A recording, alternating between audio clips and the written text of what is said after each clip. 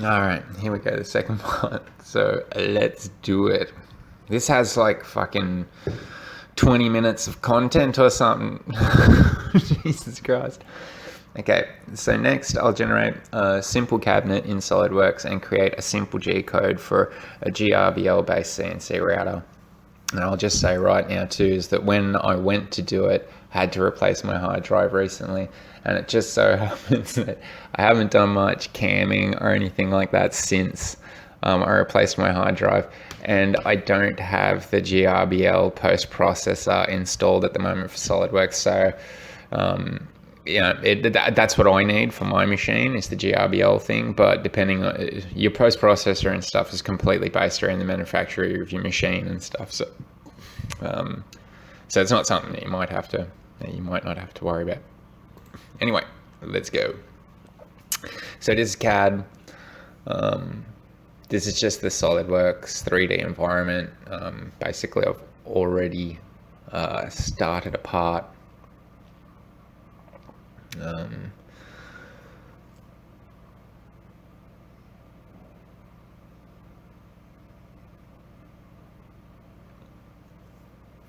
So I hope that you can sort of follow a little bit of what's going on here, because it's I'm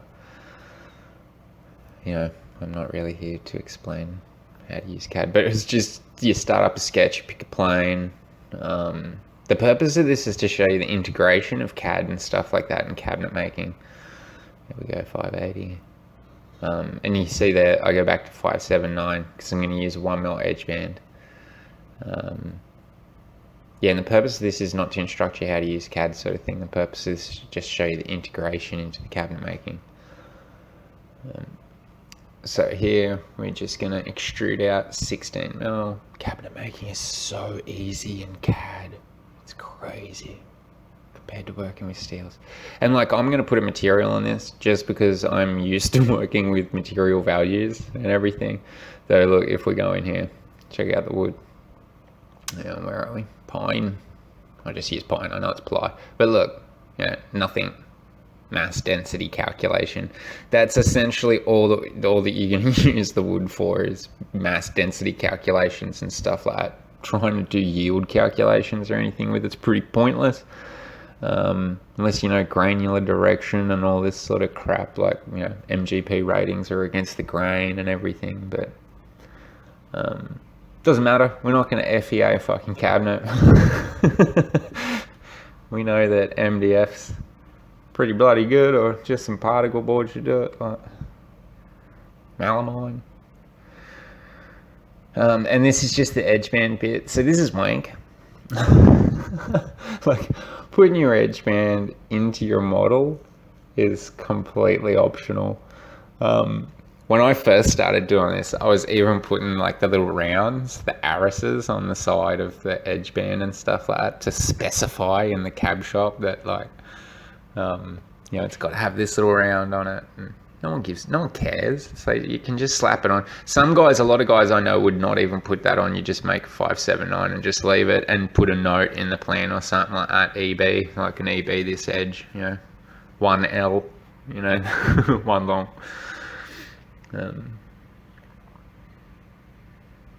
Okay, now this part here is just showing this is an assembly. So what I'm doing here is an assembly. What I'm going to show you here, you can do it this way. Like you saw, I was making like all the parts individually, and then I'm going to put it together in assembly. But you can do something like this. You could just like draw a box. Anyway, I'm going to do this weird, just because I want to make them construction lines. And I'll like offset it all, make like a football post looking thing, just to give you an example of what I'm talking about here. So it's like you saw, I made every single part individually, whereas I've seen guys before in tutorials and stuff like that doing this sort of system, showing you how to like make a cabinet a part, and that's good and proper, I guess. It's fine if you want to go through and if you want to do lots of properties for things and do stuff like that, you can do it as just a part. But I always highly recommend to everyone, just fucking make it right.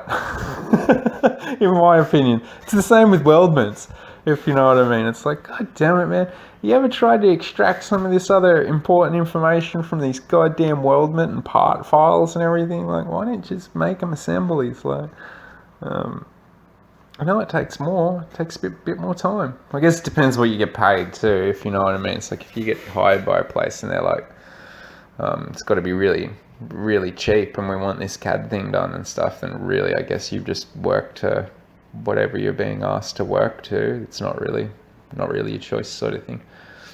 I like working with parts because I like doing the assemblies. I think the mates and that are fun. They can drive you crazy in really, really big assemblies, but I find that sort of helps your understanding of the construction as well too. So here we go. Some lines here. And you see, like, we just made like that football shape, you know, 2 gables and a base. And then here, you know, like, basically you can just extrude that surface or those shapes that you've drawn.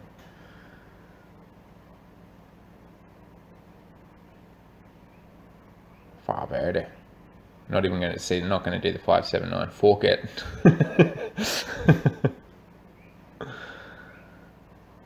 See, and then it's like you can select regions. And that the worst bit about, like, hang on, I'll see if I can zoom up to show you. Yeah, see, there's no join line there. So if, you know, if I did it this way, it'll think that they're all one part, essentially, which is fine for a drawing or a plan or something like that. But I don't know, I guess that just twings my OCD. Yeah. So that's the idea behind it. You could just extrude the gables, and you know, you could go back in there then and just extrude another part for the shelf and keep going through doing it that way, basically just building the whole thing as part. I call this wrong. I don't like doing it this way. So anyway, we got our parts. We do it as an assembly because we're clever.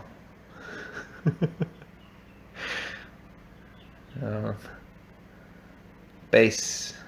See, these are parts that you should probably already know by now if you're doing assembly and stuff like that. So base, back, started with a gable. What's this? It looks like a rail. No, what else we got? What's this? This will be a kick. See, like, you don't even need, you know, sometimes you need some stickers on stuff to identify what they are and stuff, but sometimes you can just identify back, base, gable, rail, kick sort of thing and separate them straight into packs. Like, if it comes off the CNC machine and they're loading it onto carts and everything like that, slap a sticker on for what they are and separate them into those piles so the guides can, you know, walk over and just go, where's my gables, where's my kicks, where's my X. Depends how you're loading your carts, job carts or whatever as well too. So I done this one just cubital style. So like the back goes past the base. Like that's what Caboodle do, because then they can pilot hole they can use a 3-axis CNC machine to do their pilot holes through the back of the baseboard, of the backboard sort of thing, to just screw straight into the base. Nice and easy.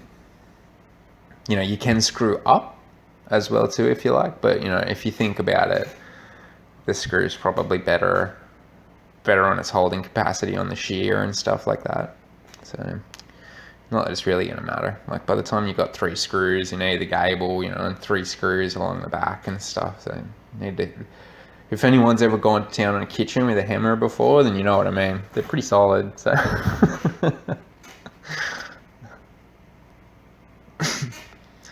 alright, nearly there.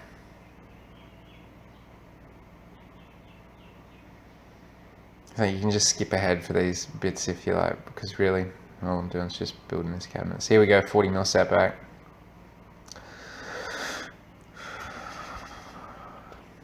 and then a rail at the front. So this should be a very, very familiar shape by now, because this is what a lot of cabinets are going to look like. Some might not have the kick. Some have, like, you can get plastic kick legs and stuff like that, so your gables would just be cut off flush to the bottom of your base down there, and you wouldn't have a kick, and you just have like either a kick that you can attach or something like that later. But that's just an old school cabinet. Like, you used to be able to just bung them together like that, and you'd screw that kick in through the sides and stuff, though.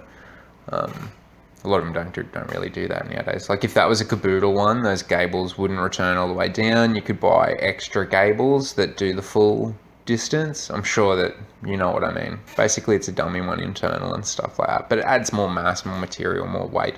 Yes, it's a faultless system, but, you know, this system here also works and is extremely similar.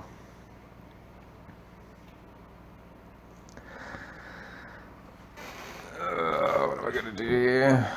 I'm going to save bits.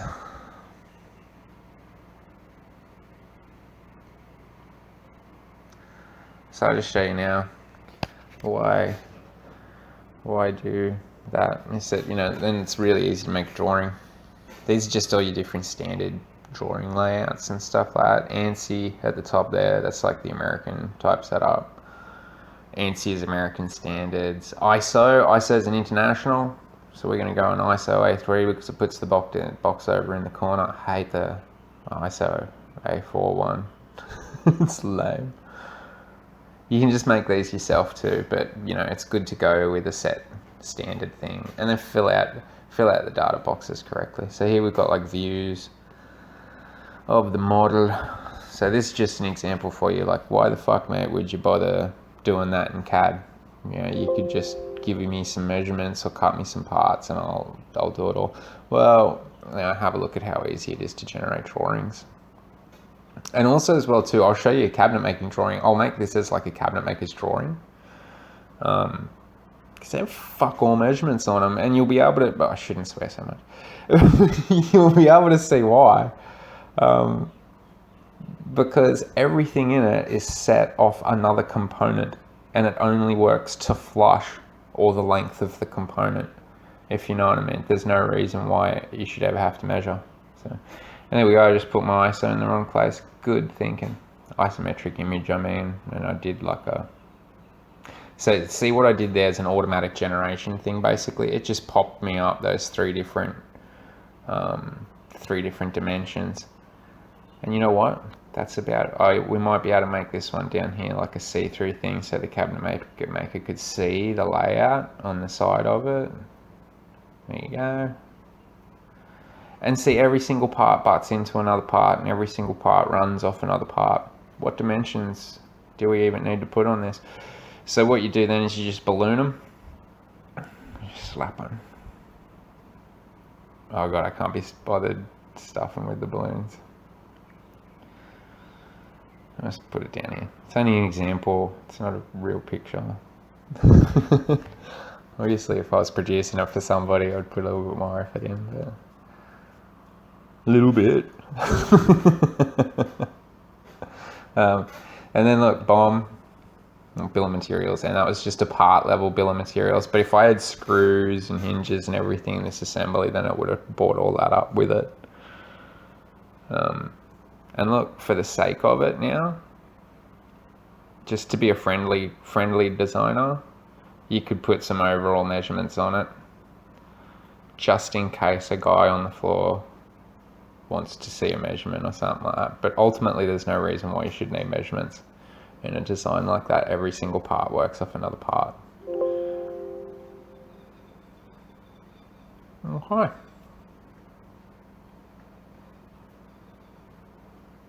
And that's what you'd get in a cab shop too. Like, I've had this. I should show some examples of my plans, but it can't be stuffed. A lot of them get commissioned in that, and I can't really show pictures. But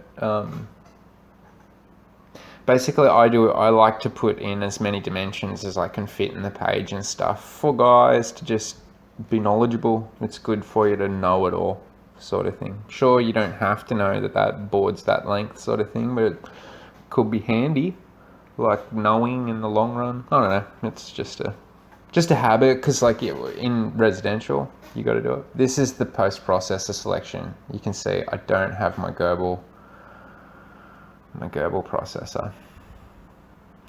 So we're going to use the 3-axis tutorial machine here, and see it gives us a tool crib straight away. This is not my tool crib. So I'm just going to blitz through this real quickly. This is where you set up the machine's starting point sort of thing. The machine will have 3 starting points. It'll have its own home, then it'll have a machine home, then it'll have the like the part home. So you can see like the little axis arrow thing there. It's basically telling you where the machine's going to start, and the arrows are pointing in the plus direction of the axes. So you can see Z up, that's right, but my machine's X is side to side and Y is front to back. Anyone who says it's always this has never built their own CNC machine before. Really, you can just make the axes work to whatever you want and sort it all out in offsets and shit. But this is what my machine is set to. And you see we're telling it to start on that top corner there because it's a down cut. You know, like if it was a 3D print or something, you start from the bottom on an up cut. No. In here, this is where it's like the stock manager sort of thing. This is for parts. So as I said earlier, you're probably dealing with nestings. So nestings would be you'd export a DXF, which is super fucking simple, and give the DXF to a nesting program or something like that. In this case, I'm just setting up. So, you know, if I was going to cut that out of a part, I like to have a part that's 30 mil, at least have a 30 mil gap on the sides. Because with my machine in general, I've got to use little blocks and screws around the edge of stuff to hold the board down. I don't have a big suction bed on my one.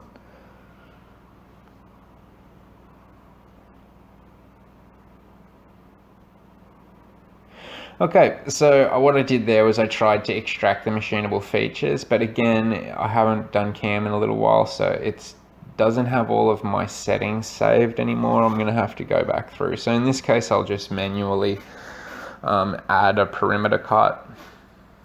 They normally have it set up to just detect all of this stuff for me.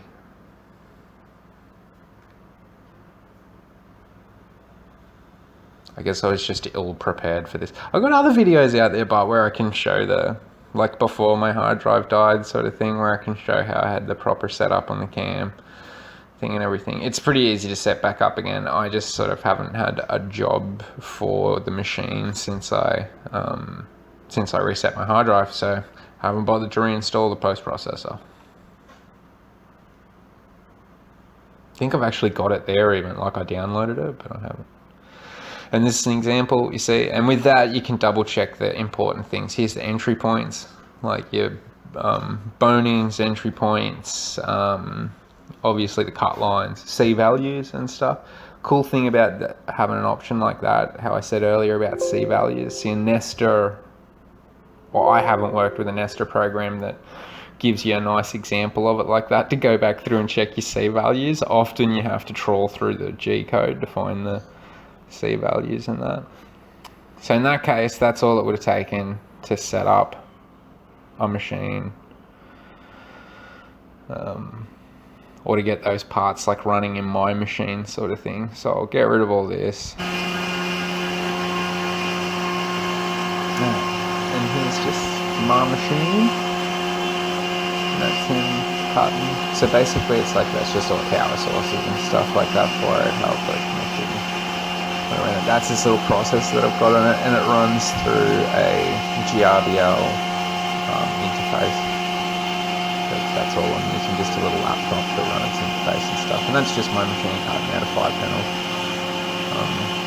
door that I had there running. Very fucking handy, man, for these machines to work for you, I tell you.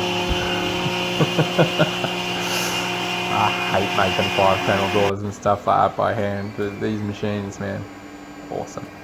And obviously it can also be used for upcutting or 3D printing, so that's just my little printer.